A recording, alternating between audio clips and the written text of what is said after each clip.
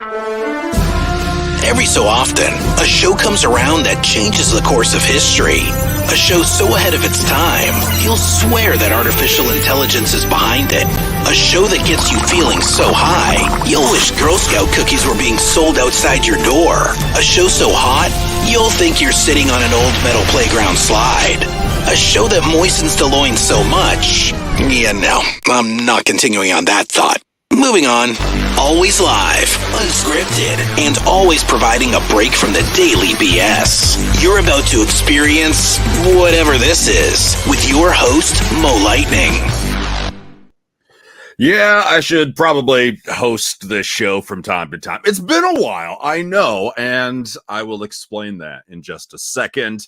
Greetings, good afternoon. Hopefully your day is going well. It's a very rainy Atlanta day here, and over the last couple minutes, I was just like looking out the window, just listening to the rain, finding myself falling into a calmness that probably is not a good idea before I host a show. You know, calming. I mean, maybe it is.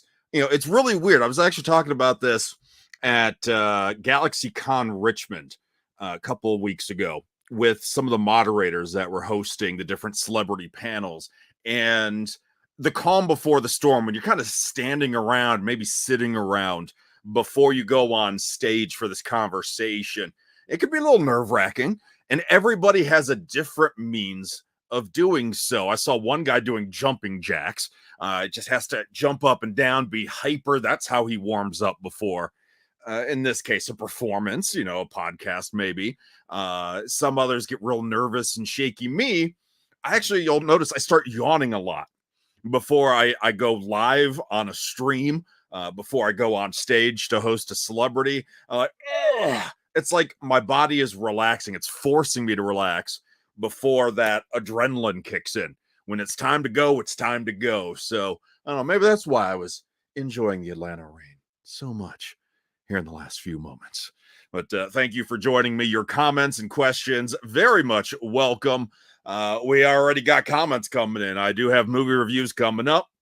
D&D was hilarious. Dungeons and Dragons will be one of the movies that I talk about, and I do agree that it was a very entertaining movie as well.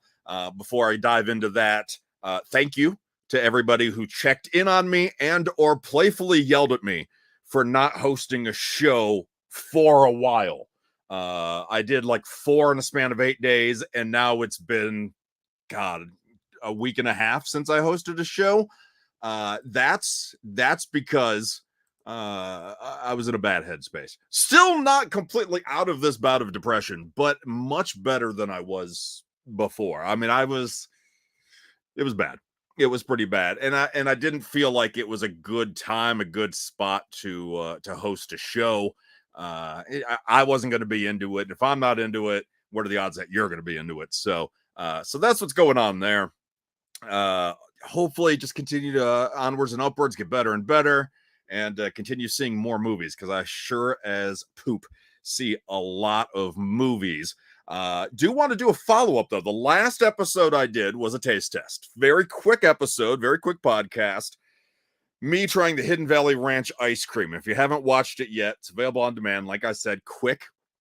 It was disgusting. 2 things. One, people will ask, why did I go back for a second bite? If I had 1 bite, it was disgusting. Why would I go back for more? Because it's a taste test, not a free sample. So you never know. Maybe things get better. For me, there's times that I eat something that I'm not really quite sure if I like it at first, and then eventually it becomes an acquired taste. Or vice versa. Maybe at first, maybe there's a drink or something, and you know, it's really delicious at first, and then you get halfway through the can. Like I think of some Monster Energy drinks as I give this example. There are times that you get halfway through, you're like, I don't like this anymore. I don't know. So that's why I had to keep attempting to try the ice cream last one. But I also will point out, there seems to be a market for this out there. I'm going to show you the original video when I found it. Very, very quick video. And I want you to try to take note of how many pints of these Hidden Valley Ranch ice creams there are. All right.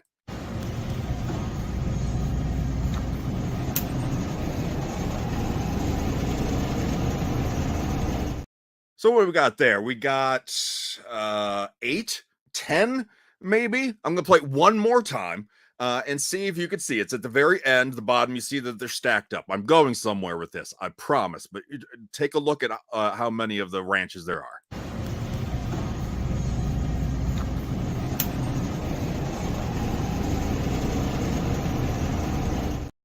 There's a good amount. There's a good amount there. I went back to that same location a week ago and I wanted to see. I'm like, okay, am I the only idiot, the only buffoon that tried that? And sure enough, sold out.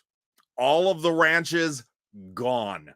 Now they still had the other flavors, not as many, but they still at least had one of each flavor out, completely out of the Hidden Valley Ranch one. So there are people out there that are apparently as foolish as me who are trying these hideous ice creams as well. So if you think it's just me, it's not. There are other idiots as well. I don't believe it either, but it's the case. So with that said, I do have a rant coming up at the end of the show related to movies in Hollywood and remakes and reboots and franchises and exhaustion. Maybe there's just a redundancy out there. So I'm going to get to that a little bit later on in the show. So again, had comments about Dungeons and Dragons being hilarious. Also, Nathan says John Wick 4. It was fantastic. Also, Nathan following up with the very nice "Love you, bud. Do shows when you feel like it. Don't owe anybody." Exactly. I appreciate you understanding there. Unemployed for how many months now? Feels like forever. It gets to you a little bit. So, but it is good to be back. Good to be hosting a show. I see a lot of movies. I don't think that is a surprise to anybody who follows me on the socials. It's my escapism. That's why I do what I do. I like being able to be untouchable for 2 hours, 3 hours in some cases. I like being unreachable at the very least. So maybe it is work, maybe it's real life calling, but I'm not going to check my phone at the movie theater. I'm not going to be that guy. Others do. My phone doesn't go down in brightness enough. It'll distract everybody. So that's my excuse to to go to one of the reasons to go to the theater as often as I do. But I like the experience. I don't have a screen as big as that here at home. My surround sound's not as good as it is there, nor do I have 3D at home. So I love going to the theater. I go to the theater a lot. AMC A-List, the Regal, forgot what that's called, but check your local theater, see if they have some sort of membership outside of collect points towards free rewards. See if there's some sort of viewing membership if you go more than once every so often, because there's a lot of great deals out there. I think the Regal one's probably better, but AMC is the biggest, allows me to see up to 3 movies a week, any format, any location, anytime. And so as you see that AMC and some of these other movie chains are starting the dynamic pricing, kind of like the Ticketmaster mentality, and we all love Ticketmaster right now, don't we? It doesn't matter where you sit, time of day, it's all covered. So I like A-List, and basically seeing 2 movies a month covers the cost. And I got tons of AMCs here, so that helps. If you don't have an AMC nearby, obviously, don't buy that membership. And no, they're not paying me for this. I would love if they paid me. AMC, if you want to help me out, yeah, make that money, make it. All right, that's enough of that. So back to this. I'll just go in alphabetical order. Start with Air, which is a movie about shoes, about Michael Jordan shoes. Ben Affleck, Matt Damon, and many others in the movie. Out of the 5 that I'm going to be talking about, this is probably the best one overall. I'm not saying it's my favorite. I'm not saying it's going to be your favorite, but top to bottom quality, acting, story, drama, and potential to win awards. Air is the best one. Somehow the story of the Air Jordan sneakers is a riveting one. Nike, it's hard to remember if you were there, living it. Maybe you remember. If not, I was very young during this, so I didn't know. I guess I didn't remember that Nike wasn't always the powerhouse it is today. Converse was huge, Adidas was huge, and all of them are still around. Converse owned by Nike at this point, but Nike was struggling, couldn't grasp onto a good name, basically put everything on Michael Jordan, who does not appear at this movie. You only see like side shots of Michael, and you hear like one line from him. I think it's the real Michael Jordan that they just took his audio. You don't really see Michael Jordan. I was asked, does that take away from the movie? No, I really don't think so, because it's really about how business savvy his mom is, and I don't want to say how desperate Nike was, but how creative they had to get to be able to get Nike to sign on, or Michael Jordan to sign on. So not having Michael in a Michael Jordan movie sounds weird, but it actually doesn't take anything away from it. Imagine Batman, a Batman TV show, let's just call it hypothetically Gotham, that doesn't have Batman in it. It worked for a little bit, right? For a couple seasons, it was okay. So the same thing about Air, but that's going to be your best one. And if you're nostalgic for the 80s, you'll love the costumes. I mean, you can kind of see Ben Affleck with Ben Affleck's hair is a little distracting. I would say Ben Affleck's hair in this movie is more distracting than a lack of Michael Jordan in a Michael Jordan inspired movie. But I gotta love the sunglasses, the suits, and everything. I do hope that 80s fashion never comes back. Never comes back. What's up, Paul? Thanks for streaming, tuning in. Do appreciate you. He says that Mario was good. And we're going to get to Mario here in just a little bit as well. I agree. I will state for the record, all 5 of these movies that I'm talking about, I liked them all. I enjoyed them all. I would not say any of them are bad. Now, do you have to rush out and see any of them? Are any of them must see on the big screen? Probably not. But if there were any, John Wick's probably near the top of that list. And then maybe Dungeons and Dragons, just for the special effects as well. So anyway, before I wrap up, Air, if I had to give it 6 lightning bolts out of a possible 6 lightning bolts, why 6? I don't know. I'm stubborn like that. I'd probably give it 4.5 out of 6, maybe 5. Not the best movie you'll ever see, but certainly entertaining, like all of these movies. Dungeons and Dragons, skipping towards the end, probably a 4 out of 6. And maybe I would have enjoyed it even more had I actually played the game. As a geek, as a nerd, as a dweeb, I am familiar with D&D. I know that Dungeons and Dragons, huge for decades. I have a lot of friends that play it or even make a living off of Dungeons and Dragons. And I'm sure I missed a crap ton of details. I have no doubt I missed so many details. Easter eggs, as they're called, if you're not aware. I actually just explained this to somebody the other day. Easter eggs in movies aren't the literal Easter eggs. They are homages, nods to fans, like little winks that let them know that, hey, we put this in there for you. We didn't put this in there for people like Mo. No, we put this in there for real fans. So a lot of Easter eggs, I have no doubt, in Dungeons and Dragons. But I couldn't tell you about any of them because I'm not a D&D guy. What's up, Josh? How you doing, buddy? You can't like everything.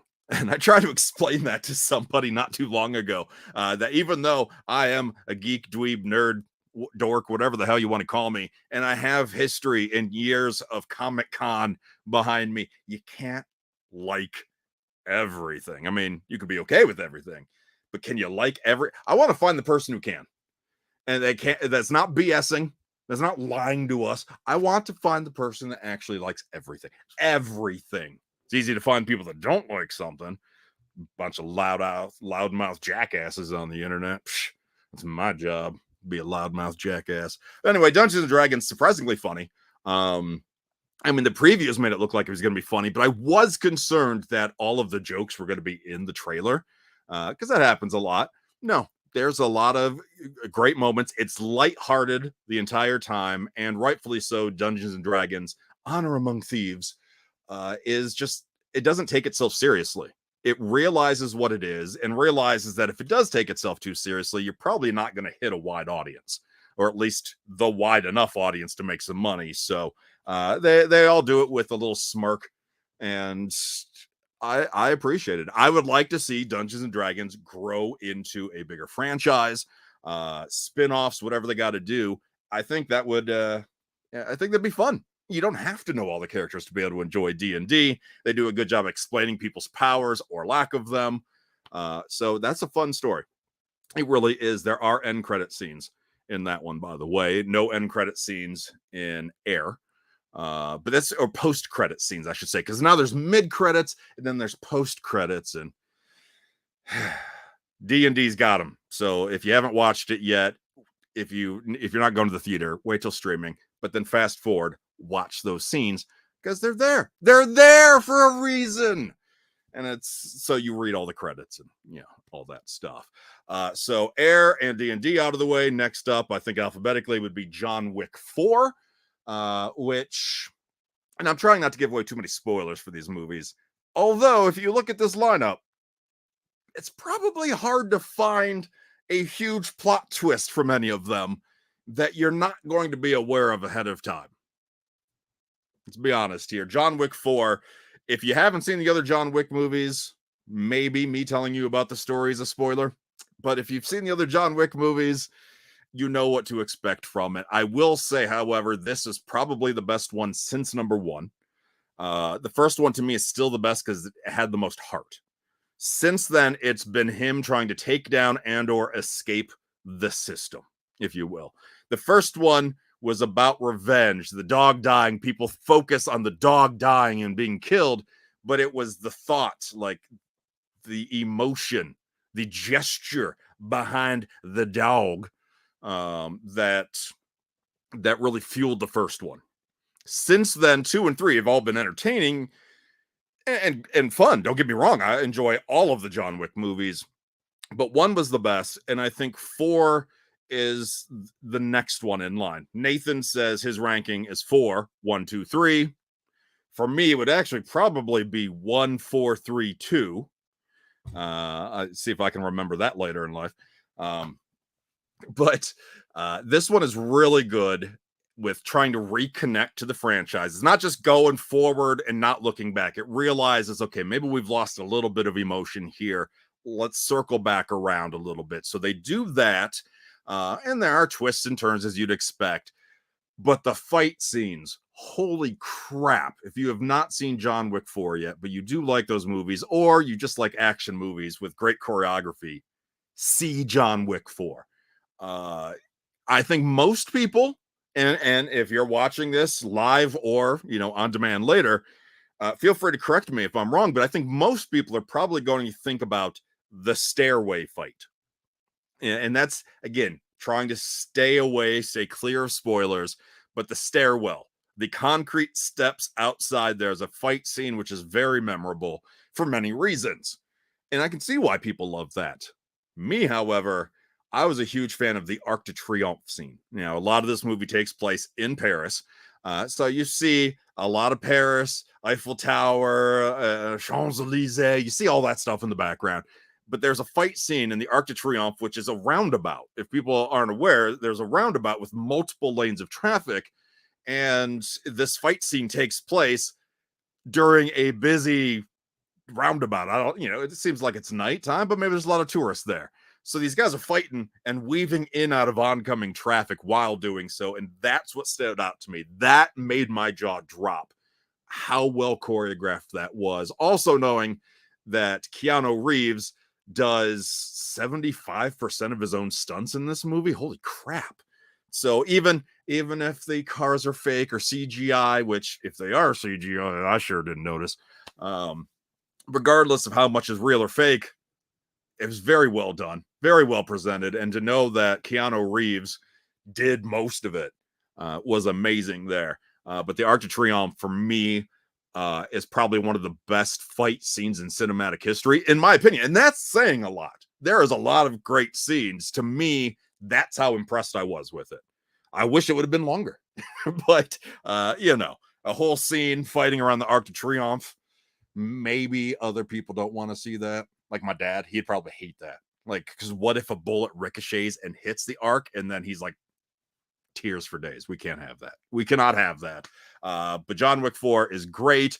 It really is. All of these movies are fun. Did John Wick have a post-credit scene? I think it did. I'm pretty sure it did. But I can't remember what it is. And if somebody wants to remind me, awesome. If not, we move on again, trying to avoid those spoilers here. But John Wick 4 was great. Super Mario Brothers, another one that I've seen over the last couple of weeks. Probably one of the biggest divides in audience score to critic score in history. Like, it's around there. The critics hated this movie, and the audiences have absolutely loved Super Mario Brothers. I loved it as well. It's not going to win an award for best story. It's not going to win for best dialogue. It's not going to win any of that. But if you grew up on Super Mario games, or you realize the movie overall is catered to kids, to a younger audience that's not, you or me most likely, then you realize this movie's actually kind of fun. But I grew up playing every single Mario game. I was very spoiled as a kid to have a Nintendo. My grandma had the Atari, but our first system, me and my older brother got to enjoy the Nintendo Entertainment System, NES, and then the Super Nintendo. And then what was it? Not GameCube. That was there was a lot of systems. I had them all. I think I actually still have I think I still have the GameCube and the Nintendo 64. I think I still have those somewhere in storage. Why they're in storage and not being played right now, I do not know. But I still have them. But anyway, there again, we talk about homages and nods and Easter eggs for fans. Dungeons and Dragons, full of it. So was Super Mario. Look at the diner that they're in. If you haven't watched the movie yet, or you plan on rewatching it, maybe you already noticed, but they're at Punch Out Diner. That's no spoiler. That's not a huge, that's not a big deal. Punch Out Diner, where you have all of the Punch Out characters on the wall somewhere. This history of Punch Out. And that's not the only other Nintendo property out there. There's a little kid's room that you see Captain Falcon on a poster on the background. Captain Falcon from F-Zero. You had Star Fox references. So you have a world of Nintendo kind of being built already in the Super Mario movie. And even if you didn't, you still have a lot of Super Mario lore in games to enjoy, to bounce off of. I mean, music from many of the different games. Maybe there was just like 5-10 seconds of it, just a little bit of a tease, but it was there. And for a guy who grew up playing all of these games, to see some of these characters done right, and that's a shot at the 90s version of the Super Mario movie, to see a lot of these characters done right, it's just a lot of fun to see these homages and to know the music. It was just fun. Lars wants to know, isn't Star Fox also my nickname? You tell me. I can't pick my own nickname, right? Donald said Air. Donald, I covered Air a little bit ago. Loved it. Another great movie there. I appreciated what Nintendo put into this. The celebrity voices, overall, not distracting. And I say overall because obviously there's the controversy over Chris Pratt's voice and his impression. I've had a lot of people refuse to believe me when I say it works. His voice, you stop thinking about within a few minutes of the movie, at least a half an hour within the movie, if nothing else. They explain why he doesn't have the "it's a me, Mario," like why he doesn't do that the whole time. My guess is why he doesn't do that the whole time is because this would be annoying the whole time. Think about it. 90 minutes of that or more, that would be bad. Come on, that's why Charles Martinet not doing Mario's voice in this movie. Now, Charles Martinet actually is Mario's dad in the movie, which is kind of cool. So Mario gets to play Mario's dad. So Chris Pratt's voice, not bad. It's a very, undersold Italian, American Italian accent. It works because it's a casual conversation thing. But they do explain why he doesn't talk like this, but yet he does talk like that. The only voice I think I really didn't like in this movie was the voice of Cranky Kong, because Donkey Kong and Donkey Kong Country and all that stuff plays a part in this. And Cranky Kong, the old guy, a little questionable, sounded to me a little too young, and just was very. He was. I don't even think he was that cranky, really, for the name. He was kind of boisterous. He seemed kind of hyper, not cranky, but hyper, and that that disappointed me. But there was a lot of incredible voiceover gigs. Jack Black as Bowser is perfect. He has so much fun. That song Peaches that he sings, there's a ballad in the movie which is up for Oscar, or could be up for Oscar contention. It qualifies. Will it? Guess it's got to be a slow year for it, but that's Jack Black. That's Jack Black getting to sing a song about Mario, in this case Peaches, Princess Peach. And I like Jack Black. I'm a Tenacious D fan. So hearing him just kind of, he probably thought of this pretty spur of the moment. I laughed my ass off. If you're expecting a good song, you probably shouldn't do that. But there's at least a post-credit scene in Mario as well, which just, again, plants that seed that things are going to expand, that universe. There's some fake images going around about the expanded universe, that they'll be doing a Super Smash Brothers movie to go with the Star Fox and the Kirby movie and all these others. And maybe it'll actually happen, but none of that has been confirmed yet. But it looks like Mario's probably going to win the box office again this weekend. From my dude Eric Davis at Fandango, he was tweeting out that this is now the biggest cartoon of all time, biggest cartoon movie. It's the first one this year to cross over 500 million. So there's definitely a lot of love for Super Mario. There will be more. There's no way the studio doesn't make more. Nintendo Studios, they may be the next powerhouse. They may be the next MCU, Marvel Cinematic Universe, because they got a lot of characters, and I would love to see Zelda done right on the big screen. I'm happy Mario's done right on the big screen.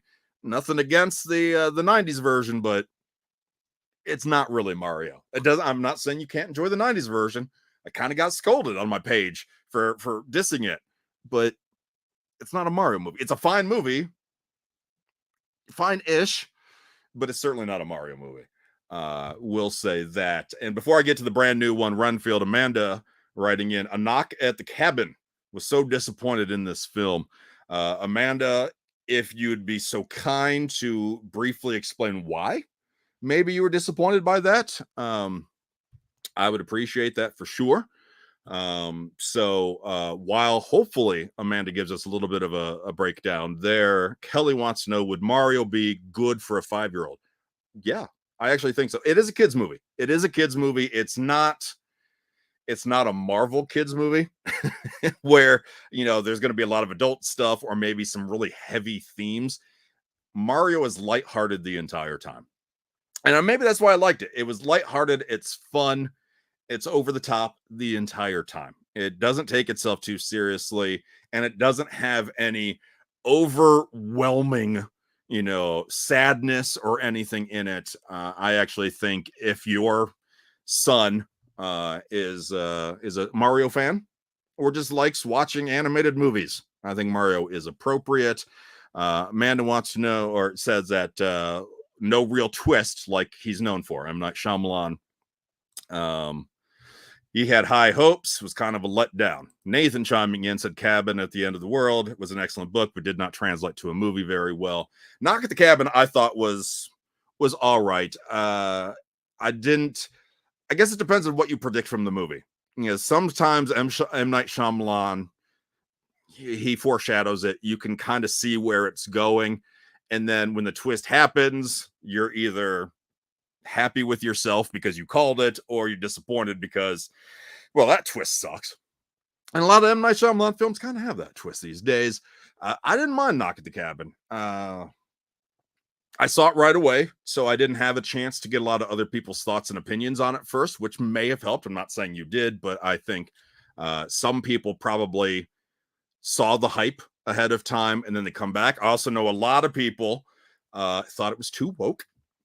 Without spoiling Knock at the Cabin, the ending disappointed some people. There's a lot of turmoil in the political world right now, and what people do and don't believe in, and rights that people do and don't have. So having a gay couple with a male gay couple with a female daughter, that bothered people. If you can look past that, the movie is interesting. Is it true? Is it the end of the world, or is it not the end of the world? Who's telling the truth here? Is it these people knocking at the cabin, or is it the people inside saying you guys are nuts? And I liked that debate.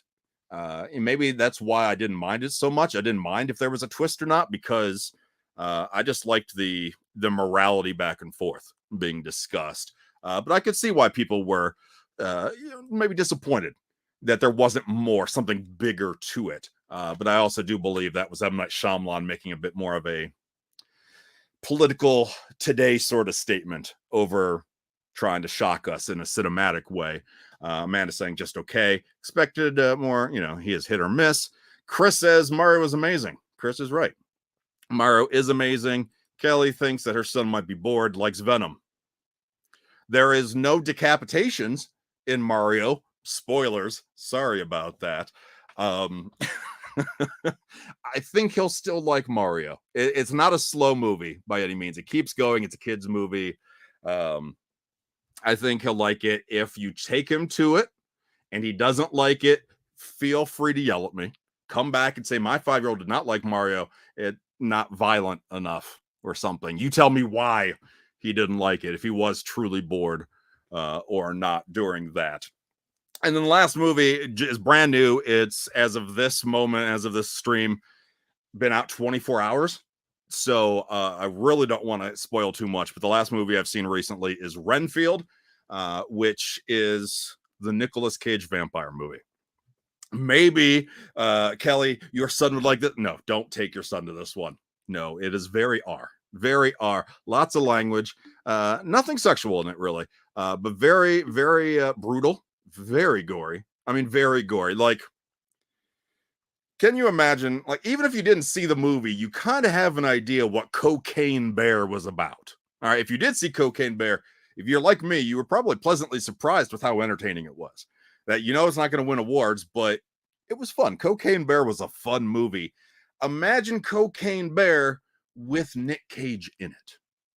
That's what Renfield is. Nick Cage chews at the scenery all the time. And don't worry, Lisa. I know you're going to go see it this weekend. I am not ruining. I'm not spoiling it for you. It's fun, but it's a lot like Mario. It's not going to win any acting awards. It's not going to win story or plot or anything like that.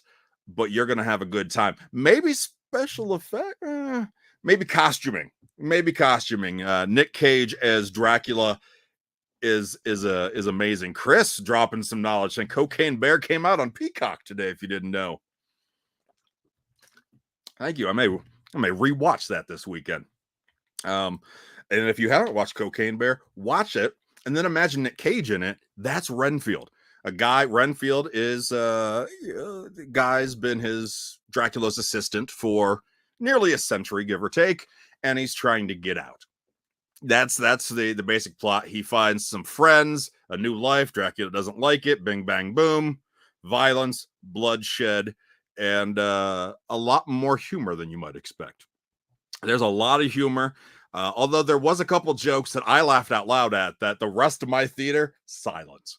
And I'm just kind of like, oh, am I that jackass that's just guffawing and nobody else is laughing? So there's a couple, maybe, questionable humor in there, but it was funnier than I expected.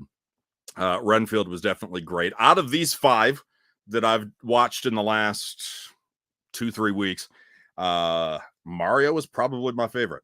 only because you have the fun movie combined with all the nostalgia, decades of nostalgia in this geek's body here. So I loved all that. The best movie out of the 5 is Air. Not to say it's the most fun, but the best movie is Air. The most fun overall to me was Mario, with John Wick being up there. I think John Wick drops below Mario only because it is so long. Over 3 hours for John Wick 4. It's a long movie. It's hard to for me to love any movie that's 3 hours. There are some, the Avengers movies being on that list, but it was a little exhausting. I was a little tired of leaving John Wick. Wasn't tired leaving Mario. But maybe you want that if you got a kid. I was at the theater yesterday watching Renfield, and there was a mom with 5 kids. There was no husband, boyfriend, or anybody else. Some of her kids, and then I assume friends. And the amount of energy they had going in, they probably will have coming out. And I feel bad for her. I imagine she was probably very exhausted after that experience there. But those are my opinions. You're welcome to share yours. You can leave a comment here on the live feed, or you can do so afterwards. What else do I got to talk about? Oh, yeah, I got a rant to go on. Sort of, kind of. So I'm going to go ahead and put this up on screen so everybody can kind of see this for themselves. I'm sorry that you can't click on it and it automatically pops open for you. But I'll put the URL back on here in a moment. But the best movies of 2023 so far by critic percentage. And the reason why I want to talk about this is because the question you also see on screen is Hollywood out of ideas? I briefly put, very simplistically, yes, but no. Do you think, and I'll give you a couple seconds to type your response if you're interacting. Do you think Hollywood is out of ideas? Is that why when you go to the theater, we got a John Wick 4 and we have, there's always a superhero movie, if not Marvel, then DC in theaters, and it's a sequel, or maybe it's a remake. Maybe you argue that Renfield not truly original because it's another Dracula story. I would argue, it's kind of original, but if you argued otherwise, perfectly fine. So if you wanted to kind of type in yes, no, I don't know if you think Hollywood is out of ideas. Chris wants to know, out of the 5 movies you're talking about, you have a list from good to decent. Well, if you want me to rank them, I could do that. I think they're all good. I would say all 5 of those movies were good movies. Were they all great? No. Were they all good and entertaining? Absolutely. So if you want me to put them in order, then for that, let me go ahead and put that back on so everybody can see what I'm talking about. For nostalgia reasons, I would put Mario number 1, Air at 2, John Wick at 3, Renfield and Dungeons and Dragons is close. I'd probably go with Renfield over Dungeons and Dragons. So that would put D&D last on my list. And that makes it seem like I didn't like it, but I enjoyed all of these movies. I just like the horror aspect and the supernatural aspect of Renfield a little bit more than Dungeons and Dragons, but you ask me again tomorrow, this whole order may change anyway. So, but that's my list for now, Chris. Hopefully that's what you're looking for. Chris did say meant to rank them. Renee, does feel like regurgitation of the same thing over and over, just a twist to make it seem new. Dan, Hollywood is out of original ideas, been that way for a while. I want to respectfully disagree. It's our fault. If it seems like Hollywood's out of ideas, it's on us. And the reason I put that URL up a few moments ago, Kelly says, yes, out of ideas. If I see another Scream movie, I may scream. The new one wasn't horrible. As long as there's new life. The problem is it's comfort and familiarity. And I'll say this as an example. Back when I was on the radio in Springfield, Illinois, we were not a big city. So we'd have 1 or 2 big concerts come through a year. Otherwise, you got to travel an hour one way, 90 minutes another way, or got to go that way. You had to get out of town to see a big concert. And we were in the rock world, so I'm only talking about rock shows. But if you wanted a good tour to come through, you weren't going to get it in Springfield. And the reason being is because people wouldn't show up to the good shows that did come through. You can't pick and choose and then complain you don't have variety. We all have to do our part. So if you want, and I went on the air a couple times to rant about this, if you want people to come out, you want these bands, these artists to come into town, you got to go and support who is coming to town to show these other acts, oh, they show up there. We'll plan a tour date around there. Same thing with the movies.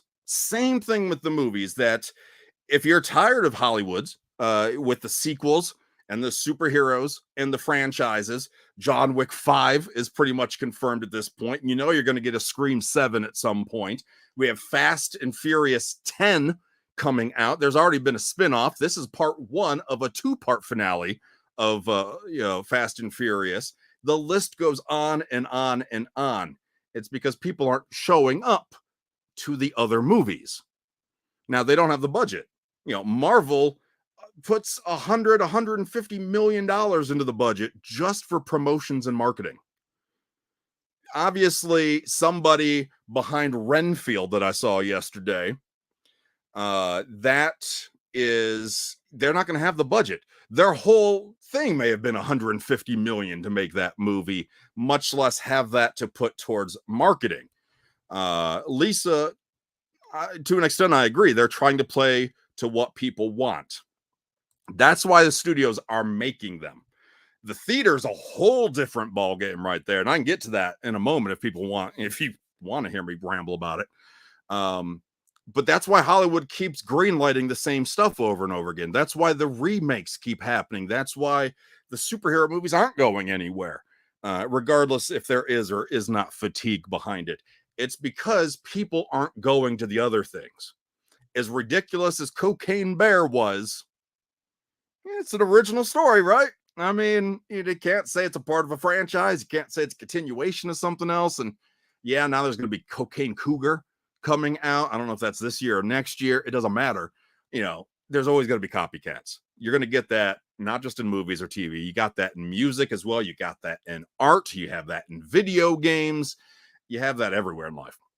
But when it comes to movies, you have to watch the off the beaten path stuff from time to time. You have to do your own research a little bit to then support this stuff. Like Knock at the Cabin. We went out and supported it. Maybe we didn't love it, but we went out and support it. Some would argue that maybe that's a franchise too, because that's M. Night Shyamalan, and he always has a twist. We can't watch an M. Night Shyamalan and not expect a huge twist. When we don't get a huge twist, then like Amanda said, it was disappointing. Is that any better or worse than a franchise? Than 11 Fast and Furiouses, 6 Screams with the 7th confirmed? Is it any worse than that? Because can M. Night Shyamalan make a movie without a twist now? Or has he pigeonholed himself into that because that's what people want and people expect? And that's just one guy. That's just one director and writer. Now imagine a whole industry spending 40, 50, $100 million, $200 million, $300 million. Is the studio going to spend $400 million on an untested property? Maybe if you're Christopher Nolan, maybe Christopher Nolan can get away with it. But even then, after Tenet came out and confused a lot of audiences, didn't make the money that Interstellar and Inception and so many of his other movies went on to make throughout his career. At maybe the next studio is like, okay, for Oppenheimer, maybe we're going to pull back on your budget a little bit, because people don't like that heady stuff, that stuff that's too cerebral. So Hollywood's in the same spot. And then you get the movie theaters, who people don't realize, people love to trash on movie theaters. People love to talk about movie theaters charging too much for concessions, and they charge an arm and a leg for soda. I sneak in my own stuff. people do what they do. I'm sort of kind of in the radio business. I would steal music. So, I mean, I get it. Everybody's got their thing, I guess. But movie theaters get bent over by movie studios. Most people don't realize that's why they charge so much, because I remember when Solo came out, the Star Wars movie, the prequel to Han Solo, Anson Enser, Egger, whatever his name is. He was playing the young Han Solo, and I was working in Indiana, I think, at the time. And the local theater only had 8 screens. And Disney, the owners of Solo, excuse me, were telling their these owners that if you want to play our movie, it needs to be on a minimum 6 screens. This is what the studios do. Like, we're not going to give your location, we're not going to give your chain, your theater, this movie unless you show it on 2 screens, 3 screens, 4 screens. In this case, they wanted 6 screens for Solo. And if you pay attention to what happened, Solo was kind of a bust. I wouldn't say it was a bomb, but it certainly is not fondly looked upon here in hindsight. It did not reach the pinnacle of Star Wars profit or entertainment that many of their other projects have.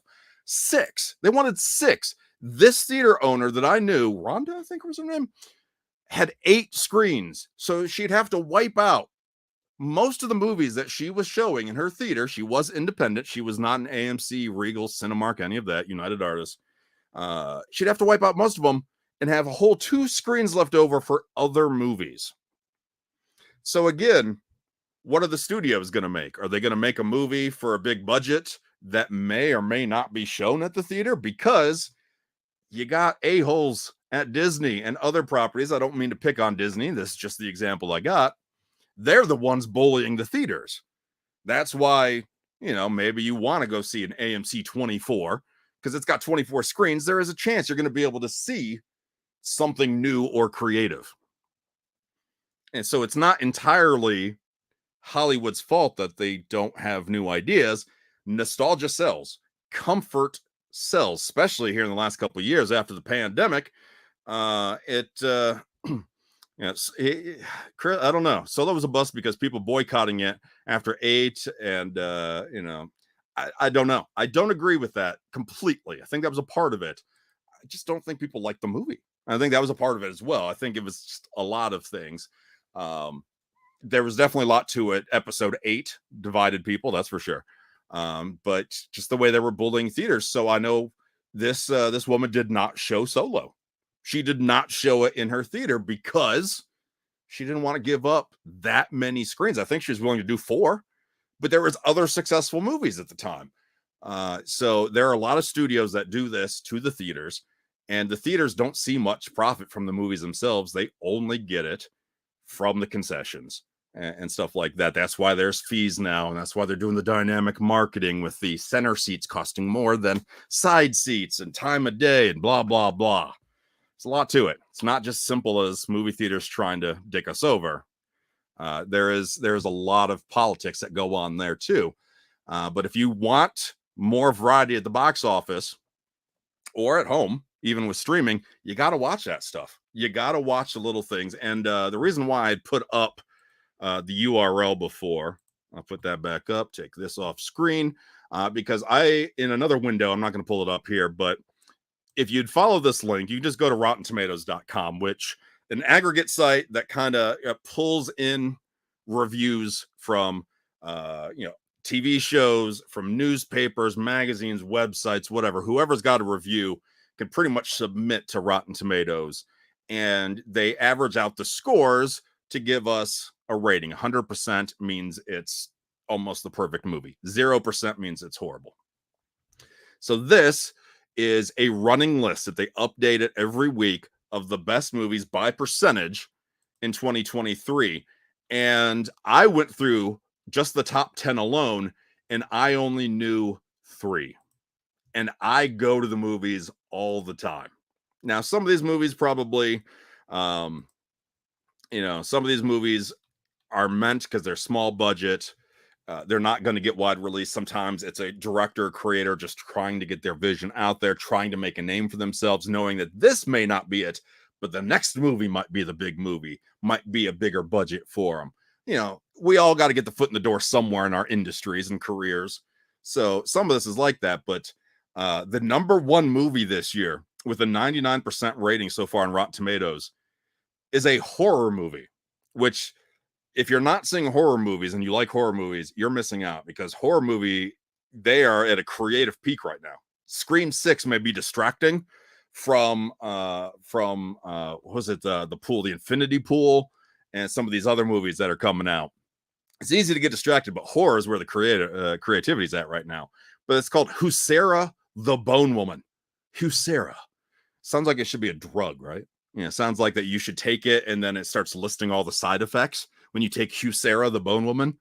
Apparently a woman is expecting, and then she's cursed by a sinister entity.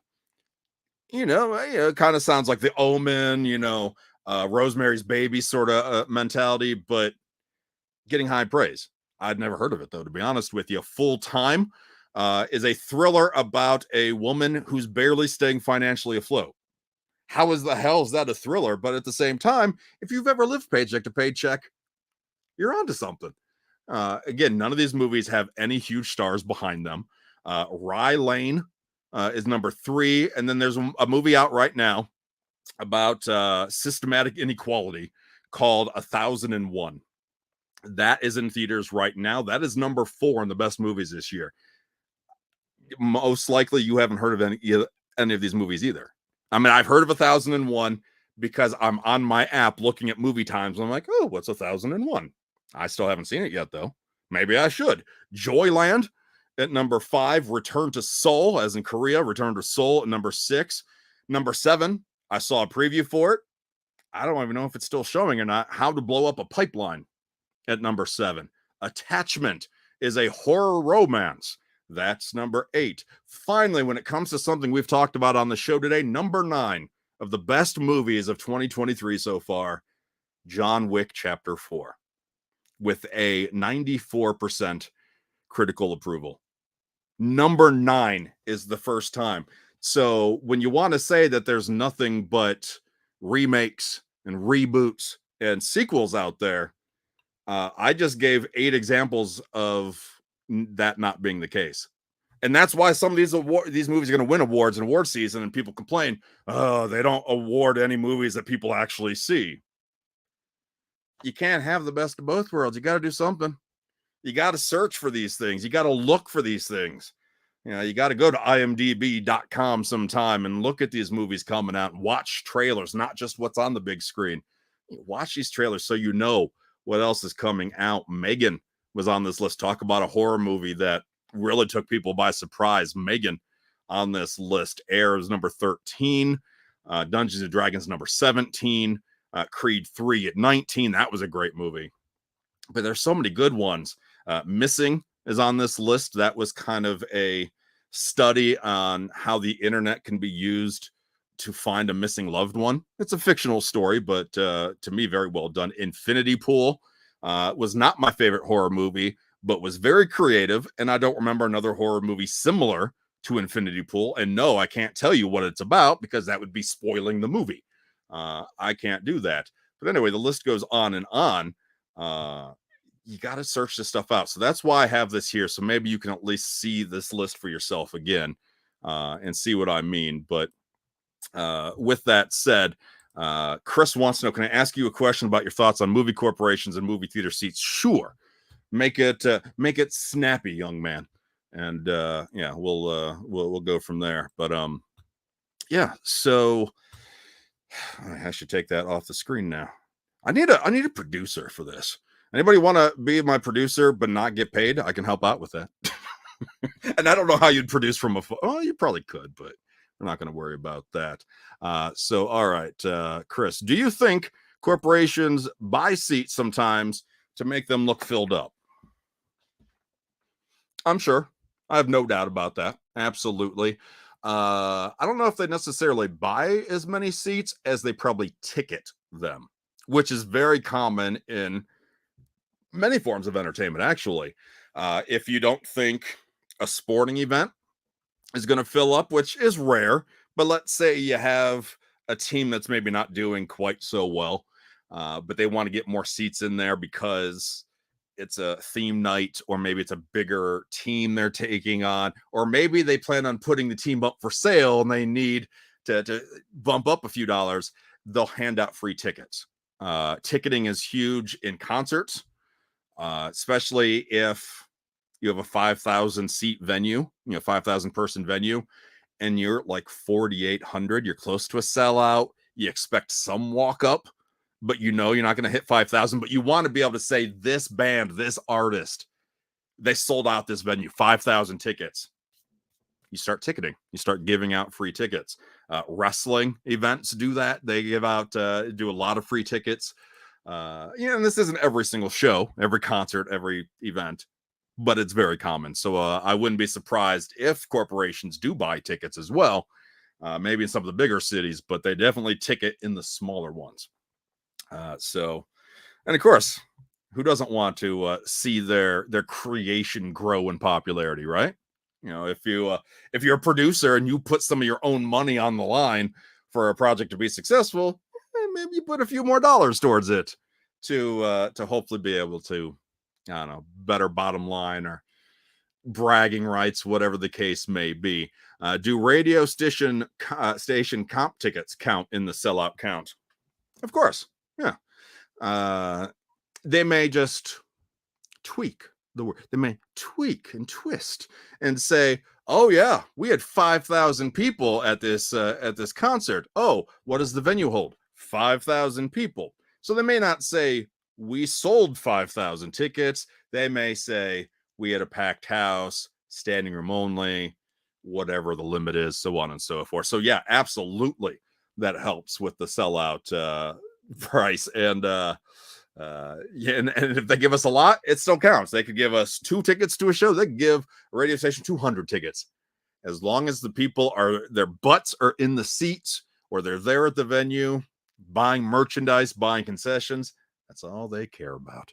So those are my thoughts on everything in life. That's it. That's right there. Comments, questions, critiques, very much welcome. At Mo Lightning is all my socials. That's pretty much all of them. I am on TikTok. I don't use it. It's at On Air Pale Guy. That's the only place I couldn't get Mo Lightning.